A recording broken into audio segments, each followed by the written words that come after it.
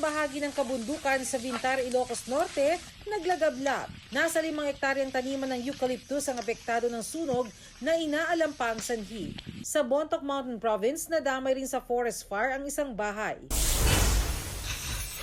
Pinakamataas na inflation sa bigas sa nakalipas na 15 taon na itala nitong Pebrero. Ayon sa Philippine Statistics Authority, pumalo ito sa 23.7% at mas mataas ito kumpara sa 22.6% noong Enero.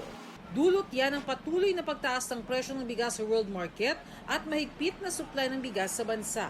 Tiwala naman ng Department of Agriculture, pababa na rin ang presyo ng bigas lalo't kasagsagan na ng anihan ng bigas ngayong Marso hanggang Abril. Bumaba na rin daw ang presyo ng bigas sa world market. Bernadette Reyes, nagbabalita para sa GMA Integrated News.